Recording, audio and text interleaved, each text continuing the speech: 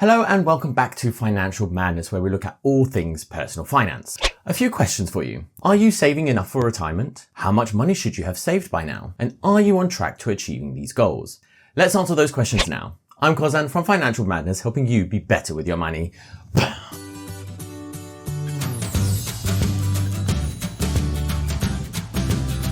Are you saving enough for retirement? It's a question that's easier asked than answered. Between economic uncertainties, the possibilities of a shifting retirement age, and just life in general, figuring out your target number can feel impossible. And because of this knowledge gap, people aren't saving enough for retirement. According to an independent research, they found that almost 3/4 of Brits were not on track to retire with sufficient funds to maintain their current lifestyle, which is extremely alarming. So how can we make sure that you are not one of those individuals? This is a two-part video series designed to make retirement planning easier. First, I'll share some average saving targets to give you a sense of where you stand. Then in part 2, I'll give you the tool I've built to create a truly personalized retirement plan that takes your unique circumstances into account. So let's understand where you stand based on averages. What I'm about to share with you is based on my research and my findings, and I have linked any citings in the description box down below. Now, because we are generalizing a process which is considered actually very unique to an individual circumstance, this does mean these numbers do come with some assumptions and disclaimers. So number one, it assumes that the average lifestyle needed for retirement is £17,670 per year net. Now, you could argue that this amount could be lower, but with a growing generation of elderly mortgage holders and renters, I've still kept rent and mortgages as part of the equation. If you are on track of owning your own property by retirement, then your amount will be lower. The £17,000 amount is also the net yearly amount. Let's remember, you are still eligible for taxes when you receive your pension. So when we factor that in, that means it works out to be 22k gross per year for an individual. It also assumes you receive the full state pension at the state pension age, which is currently worth £11,502 per year once you reach the age of 68. It also assumes the income tax rules stay the same as this current tax year of 24-25.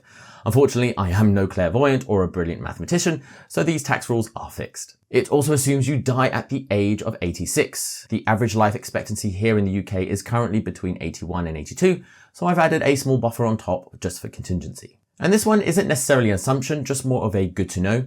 So the value that I'm going to share with you can be funded in various ways, and some of those ways may have restrictions that you should take note of.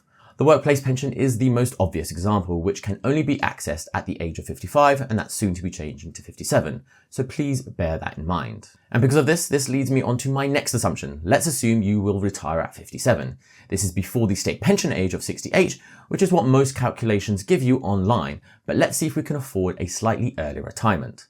I will of course provide how much you would need to retire at 68, just for comparison. It also assumes you are saving in a private pension pot or some sort of investment vehicle. These are typically the optimal ways to save for retirement due to the length of time you have to save and invest. Therefore, we assume you make a 5% annual return on your investments. The next assumption is that this calculation does not take into account inflation. Inflation will be something that we look at in next week's video when we look at planning for your own personal circumstance. But for today's video, we are looking at the now and how you're performing against the desired pension pot that is equivalent to today's money. So no inflation is accounted for, which means that unless inflation goes crazy again, this video is probably only valid for about 2 to 5 years before it massively becomes inaccurate. And lastly, and arguably the most important one, it assumes you are subscribed to this channel. Joking, but the final disclaimer is that this is obviously not a replacement for any financial planning. I myself am not a financial advisor. This is just a passionate subject of mine that I like sharing with people like you. So please use this more as a gauge and please seek professional help for any financial planning or advice. Cool, so are you ready for the numbers? Here they are along with the assumptions we have just gone through. So these are the amounts you need to retire on an average retirement salary at the age of 57 and 68.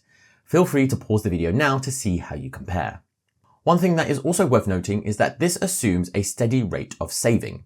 For most people, the amount of money you can save in your 30s will be much larger than what you could have saved in your 20s. So don't panic if you are not on track, particularly for the early ages such as 20, 25 and 30. As your career develops, you're likely to earn more money. And if you ensure you're saving enough, you can easily pick up the pace and get back on track. Now that you know where you stand, how can we ensure we are efficiently saving for retirement? The first one is, of course, to maximize your workplace pension. This is only eligible for those who are employed, but this is a great tax-efficient way to save for retirement. Not only is the money you invest in your workplace pension tax-free, but your employer will also chip into your pension pot too. And if you're lucky, some employers offer a matching scheme too. At the moment, by law, if you are auto-enrolled, you must contribute a minimum of 5% to your pension pot, while your employer must contribute at least 3%. Matching schemes do differ between employers, but it typically works by your employer increasing their own contributions to a certain point if you do the same. So for example, if you upped your contributions to 7%, your employer would do the same. This is effectively free money from your employer that you can't get from any other means. So make sure you find out how you can maximize their contributions into your pension pot. There are also other ways you can maximize your workplace pension. Check out this video here where I name 5 of those ways. For those who are self-employed, they can still get the tax relief benefits of contributing to a pension by setting up their own personal pension too.